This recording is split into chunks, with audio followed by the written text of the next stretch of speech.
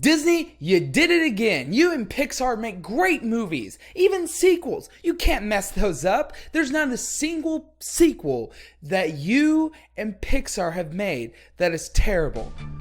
Wait, you guys hear that sound? Ah!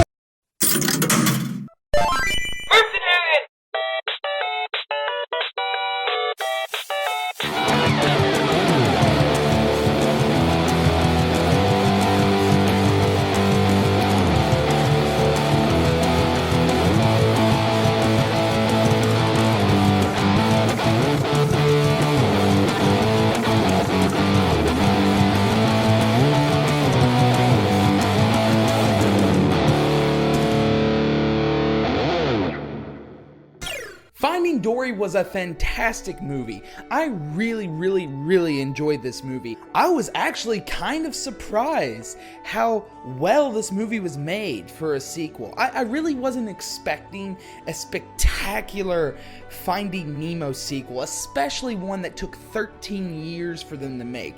But then again, they're making another Incredibles movie after 15 years, so who knows? I mean, sure, I went and saw it. I mean, it's a kids movie, whatever. I watched Angry Birds, I'm watching this. I'm gonna watch kids movies because I grew up on these movies as a kid, and I like to see what Disney does. I am a huge Disney fan, and Finding Dory was fantastic. I loved it. Now, let's start with the story. The story of this movie follows Dory. Duh. And it also follows Nemo and Marlin from the original movie, but it also follows some new characters. There's Destiny, and there's Hank, and then there's some other people I can't remember. Keep hitting my mic. Dory is trying to find her family, and by family, she means mom and dad. And this is actually a really good idea for a movie, because in the first movie, she says, "Where's my family?" And then she just kind of ventures off because she has short-term memory loss. And to take that from Finding Nemo and then make a movie based off of it was a fantastic idea. They even did good at telling us what happened to Dory before she met Marlin and how she got caught up in the whole Finding Nemo thing. And it was really interesting how they did it. I mean, at the very beginning of the movie, they show little Dory trying to remember everything. Her parents walking her through it, which I thought was really sweet. And little Dory was so cute. Like, there were people in the theater. We were in a theater filled with kids and teenagers. They were all like, "Aww," and like, it was really sweet how they made Dory look. But they also made her eyes like super huge. Like, you could just squish her and her eyes go and then go everywhere. But never mind. But this part of the movie was really sad because she couldn't remember anything, and you don't really see how she loses her family at the beginning. And I'm not gonna say how because this is a spoiler-free review, but she loses her family, and this whole entire you get to see her asking all these different people why, like, where's her family, can you help me, and she can't remember, and then she bumps into Marlin. Like, she's been doing that her whole entire life, and I'm not going to say what happens from that point on because that would be a spoiler, but the whole entire story is her trying to find her family, and it is a great story. I think they did great making a sequel of Finding Nemo and making this great story for Finding Dory. So I gave the story of this movie a 10.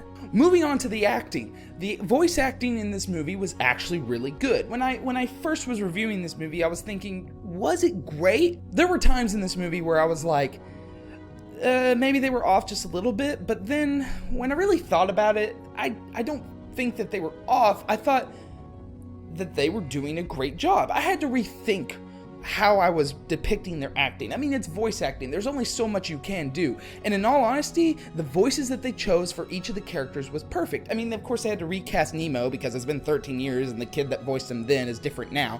But people who voiced Hank and Destiny, they all fit their character perfectly. And Ellen DeGeneres, I love her. She's an awesome person, and I love her portrayal of Dory. I think she did great. So I really love the acting in this too. They did great at voice acting. So yet again, I'm going to give the acting in this a 10. So this is kind of where we hit the speed bump, the music. The music choice in this movie was a little odd. they still use the same music that they used in the original movie, with the like nice little scenic, like ocean-esque feel to it. It was really nice and peaceful. But all the soundtrack music that they used was really weird. Like, they chose a song called Unforgettable, which you're like, oh, Dory, she can't remember anything. Of course Unforgettable, that's a great choice. But the tone of the song and how it feels, it didn't really fit. In fact, when the movie was ending, because it ended with this song, it didn't fit. It, like, I saw the end and I was like, okay, cool, whatever. But there was one song. They used Wonderful World from, Louis Armstrong, What a Wonderful World. And the moment that they used it was perfect. And that, like, was one of my favorite parts of the whole entire thing. So, because of that song and the atmospheric music, not so much all the other soundtrack music, I gave the music in this movie a 7. Here we go again, more camera shots inside a animated movie. I guess I'll have to talk about this. The cinematography in this movie was actually really, really cool. So there's a lot of really fast moving parts, but also there's a lot of really cool angles and a lot of scenic stuff that they did. And Pixar and Disney is really, really good at giving you a good establishing shot of where everything is and how everything looks, but also making it really scenic at the same time. If you're under the ocean, you get to see all this amazing stuff and all this really cool stuff. And the drop-off is really cool. If you remember the drop-off from Finding Nemo, it's this little big open area, and the butt was there, the boat, but whatever. But the drop-off, the way they depicted it in this, it was almost the same as Finding Nemo, but it was just really cool, and they did that a lot in this movie, and I really appreciated the way that they did the cinematography. So, I'm giving the cinematography in this also a 10.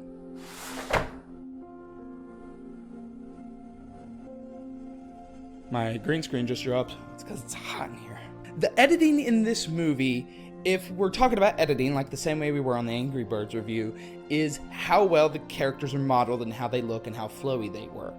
It's a Disney Pixar movie. Of course they're going to look good. So let's talk about some of the newer characters. So one of the characters that I want to really talk about when it comes to the editing, and it's one I really want to focus on, is Hank. I don't want to give away about any of the others, but Hank is an octopus, and an octopus can camouflage.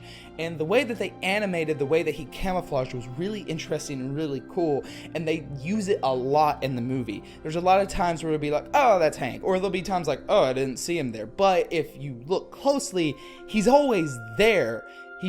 They camouflaged him in such a way where he looks like he's part of the environment, and they did a great job with that. Along with all the other characters, all the new characters, and the same characters like Nemo and Dory and Marlin, they all looked great. They were animated great. It flowed well. The water is awesome. They animated the water so cool. It was awesome.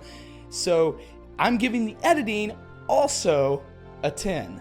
There's just so much I want to talk about. I gotta fit it all in here. So before I give my overall score, I kind of want to just talk about some of the things that I didn't really get to talk in the overall review about, things that I really liked about this movie. The first thing is Disney and Pixar always have a short at the beginning. And this one I believe was called Piper or Pippin or something like that. I can't really remember, but it was the story of a little bird who is learning how to eat for the first time. Its mom was trying to teach it how to eat. I'm not going to give away the short, but Disney did it again, and the short was really cute and funny, and it was awesome. So, of course, that kind of helps with the score, because I always consider the shorts to kind of go along with Dory. I know they're animated by the Pixar movie. I always consider them to go hand in hand. I know they're animated by different people, but it also helps the movie kind of set it. Of course, the Piper short, it kind of started with like an ocean, so I thought the movie was starting, and then all of a sudden it said the title, and I was like, oh, this is the short that they always do, and I forgot about that. Something else I want to talk about, the mic again. Something else I want to talk about is that this movie is really, really funny. Like, you know how it was really funny in Finding Nemo? Well, they didn't repeat the same stuff. I mean, they made like Easter eggs and stuff, like references to the old one, like short-term memory loss, but they didn't entirely copy the script, which is something that I'm really, really happy about. They made their own original jokes based on what was going on and based off of the characters, and they did a great job with that, and I'm really glad that they did that. This movie was really, really, really funny. And now we can give my overall score. But before I give my overall score, Caleb, why don't you tell the fellow viewers what our overall score is sponsored by. Sure thing, Caleb. Overall Scores is sponsored by live streams. Yes, we do live streams now, every Tuesday and Thursday at 7 o'clock Central Time. Be sure to catch Caleb playing games such as Bloodborne and Dark Souls and other games that may be of that value, or even kid games or Legend of Zelda games. You never know what Caleb may play on a live stream every Tuesday and Thursday at 7 o'clock Central Time. Thanks, Caleb. And our overall score is 9.4. Finding Dory is a fantastic movie, and I recommend that you go see it today. It doesn't matter what your age is, it doesn't matter at all, anybody will enjoy this. There were people in the movie theater crying. Can't really tell if they were laugh crying or if they were actually like crying or they're just like, oh, you know, like I don't really know. But this movie is sad, this movie is funny, this movie is awesome. This movie is really, really good for all ages, and I highly recommend that you go and watch it. Disney and Pixar did it again. I hit my mic again. I need to stop doing that. Let's just hope that they don't make another Cars 2, even though they're making a Cars 3.